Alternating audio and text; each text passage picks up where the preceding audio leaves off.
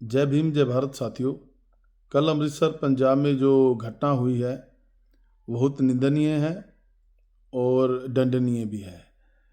क्योंकि एक पंजाब में जो रहने वाले लोग हैं, जो खासकर पंजाबी हैं, वो सिर्फ पंजाबी हैं।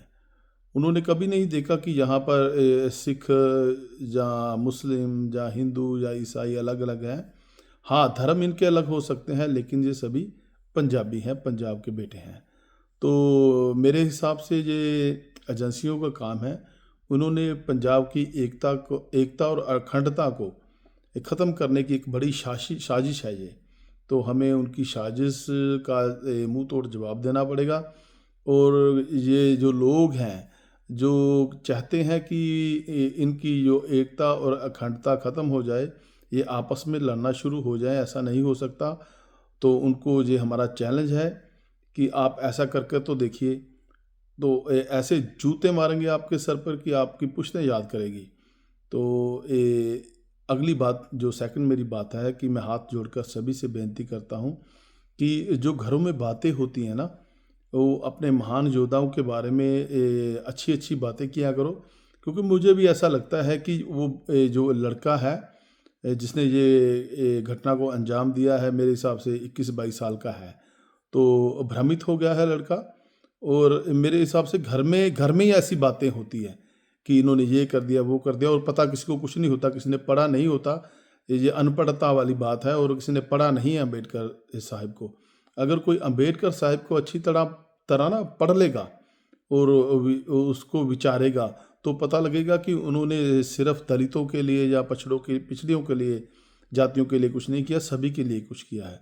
सभी के लिए बहुत कुछ किया है, कुछ नहीं बहुत कुछ किया है। तो मैं सभी से विनम्र ये बेनती करना चाहता हूँ कि आप धैर्य से काम लीजिए। और ये नहीं है कि ये हम बख्श देंगे। तो ये चांस हम देने वाले नहीं हैं। क्योंकि आज जब मैं वीडियो बना रहा हूँ, 27 तारीख को अमृतसर बंद है। तो जलंधर में भी बहुत सारी जथेबंदियाँ अम्बेडकर चौक में इकट्ठी हुई थी। उन्होंने कल 28 का जलंधर बंद का ऐलान किया हुआ है। तो हम वाल्मीकि धर्म समाज प्रभु रत्नाकर, हमारी पूरी टीम उस बंद के समर्थन में है।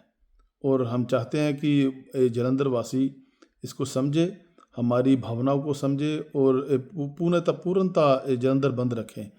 तो कल एक मैं ये भी बात बताना चाहता हूँ कि जो अंबेडकर चौक जलंधर है, उसमें भी कल कम से कम 30-35 ट्रैक्टर इकट्ठे हुए थे। और उन्होंने संविधान के बारे में बहुत गड़बड़ किया था। वो बोल रहे थे, बहुत गड़बड़ बोल रहे थे, गलत भी बोल रहे थे। तो जूता बहुत कायम है जलंधर वासियों का। जो जलंधर वासी हैं, उनका ना मैं फिर कहना चाहता हूँ कि मेरी बात सख्त है, लेकिन इसको समझना पड़ेगा कि जूता कायम है जलंधर वासियों का। इसलिए किसी की जरूरत नहीं पड़ी कि अंदर उस परिसर में जो अम्बेडकर जो होगा उसमें अंदर जाकर कुछ गड़बड़ कर सके। तो अमृतसर में ये घटना घटित हुई है। वहाँ के जितने ही हमारे अम्बेडकराइज लोग हैं, जो हमारे दोस्त हैं, वहाँ लगे हुए हैं। मूवमेंट छेड़ दी है पूरे अमृतसर में। तो कल जलंधर बंद होगा। हम पूर्णतः उसका समर्थन करते हैं और बार बार ये कहना चाहते हैं कि हमको भ्रमित ना किया जाए।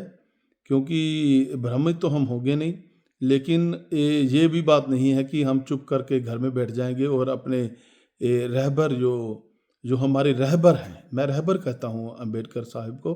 क्योंकि उन्होंने 26 जनवरी 1950 को हमें अधिकार लेकर दिए। बाकी तो जितने भी धनहाट लोग थे, अमीर लोग थे, उनको तो 1947 में अंग्रेज आज़ाद करके चल गए थे। लेकिन जो पिछड़े हुए हैं, जो दलित हैं, आदिवासी हैं, उनकी आज़ादी 26 जनवरी 1950 को हुई। तो एक छोटी सी बात मैं आपको बताना चाहता हूँ। जब ये संविधान लागू हो गया 26 जनवरी 1950 को, तो बाबा साहब अपने घर में आए। तो आते ही उन्होंने वायलिन उठाई, अपनी बजाने लगे। तो उनके जो दोस्त थे, जो उनके बहुत नज़दीकी थे, वो पानी लेकर आए। तो वो खड़े रहे 2-3 घंटे और अंबेडकर साहब पूरी मस्ती से वायलिन बजाते जा रहे हैं, बजाते जा रहे हैं, बजाते जा रहे हैं और बहुत खुश हैं, अपनी मस्ती में लगे हुए हैं। तो जब वो थोड़े शांत हुए, बैठे और बड़े खुश थे, तो उन्होंने पूछा कि साहिब ये पानी लीजिए। पानी पीकर उन्होंने हिम्मत जुटाई और पूछा, साहिब आज आप बहुत खुश हैं, आज का दिन कैसा हुआ, दिन आपका कैसा निकला? तो उन्होंने कहा कि बेटा ऐसा है कि भारतीय संविधान जो मैंने लिखा है वो आज लागू हो गया है, और कल से जब ये जो तख्तों पर बैठे जो है ना, ये बड़े बड़े लोग थे जो कोठियों से नहीं निकलते, जो महलों से निकलते नहीं थे बाहर, तख्तों के ऊपर बैठे हुए थे, सिंहासनों के ऊपर बैठे हुए थे, कल से वो ज़मीन पर होंगे, सड़कों पर होंगे। तो वो खुश हुआ और बड़े हैरानी से कहने लगा कि बाबा साहब जो हमारे जैसे गरीब लोग हैं, तो जो सड़कों पर रहते हैं वो कहाँ जाएंगे? कहते इस संविधान के जरिए मैंने एक प्रावधान कर दिया है कि वो इलेक्शन लड़ेंगे, फिर वो सिंहासनों पर बैठ जाएंगे। तो यही टेंशन है, लगता है मुझे ये सभी को, कि बाबा साहब के बच्चे कहीं उस सिंहासन तक ना पहुंच जाएं। तो उनकी जो सोच है वो ठीक है, अपने हिसाब से वो कर रहे हैं जो करना चाहते हैं, लेकिन मैं आप सभी को ये बात समझाना चाहता हूँ कि आप बाबा साहब के सपनों का भारत बनाना है आपने, और एक जगह पर इकट्ठे हो जाए।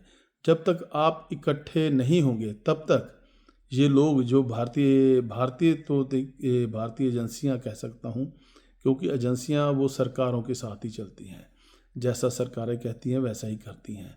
तो आप इकट्ठे हो जाइए। जब तक आप इकट्ठे नहीं होते, एक मंच पर नहीं होते,